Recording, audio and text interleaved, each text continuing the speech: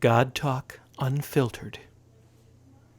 So if I've told you this before and I forgot, it's just because I'm old and the stuff I'm going to tell you about happened when Table A over here was all in diapers. So I apologize. Go to the bathroom if I told you before. But anyway, Don and I moved to California right after college. We didn't know anybody.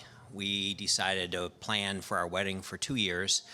And about 5 months before we got married, I lost my job and spent about 3 months working as a quasi-paid mechanic in a friend's shop while I searched for a job. I'm a lawyer, so it was kind of a blow. And then I got another job. 3 weeks later, we got married.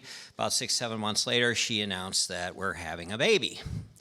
And our reaction was, oh shit. Wasn't really what we intended. Our plan was pay off our student loans, buy a house, which in California is crazy, and pay all our debt off and get ready to have a kid, grow up, stop partying all the time. None of those things happened. Bam, we're having a kid. So she went in and we went through the various tests, and she had an ultrasound, and we got a little picture that looked like a Rorschach blob. And they said, that blob's the head and that blob's the butt. And they said, oh no, that's the head. And I took it around, showed all my friends. And then she had some tests called like alpha beta protein, the grocery store test. And they said, yeah, this is bad.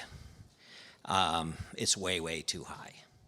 So they said, we need more tests. So they did more tests, and then they stuck a needle like into her womb and did more tests. And they said, this might kill the baby, but maybe it won't.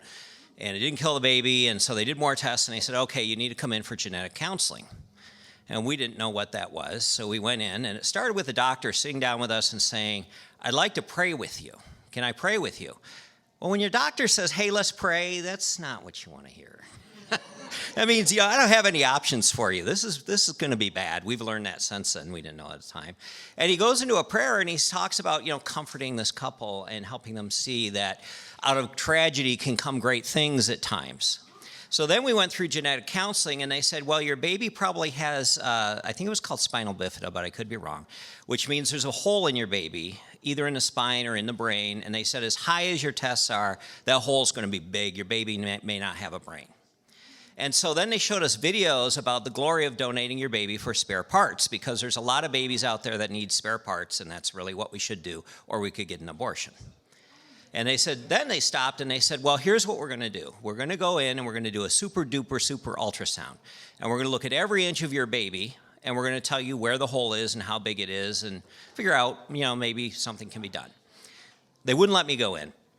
So Donna goes in, and the lady starts doing the blobs and looking at the screen, and all of a sudden she gasps and she says, and my wife says, what? And she says, we got to get your husband in here. So she runs out and gets me. Mr. Jensen, get in here right now. So I go in, and Donna's just sobbing, just absolutely. She doesn't know what's going on. She's sobbing. And I said, well, what's going on? What's so horrible? And she says, well, we got two heads. I'm like, oh, National Enquirer, we're going to have a two-headed baby.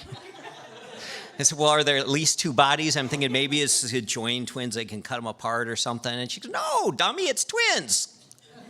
And it turns out, just by chance, when they did the ultrasound, the babies were right on top of each other, and they could not see two babies.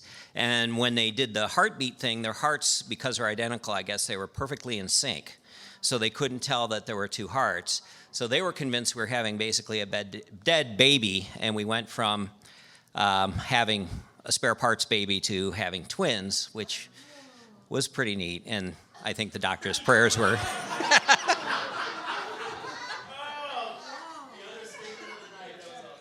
I think the doctor's prayers were answered, in that we learned that out of tragedy can come a great thing.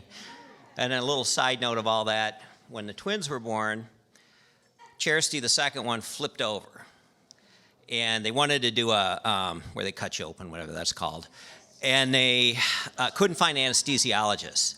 So instead they found this really old doctor who was the last doctor in the world, apparently, that would still do a backwards birth. So Charity came out ass backwards.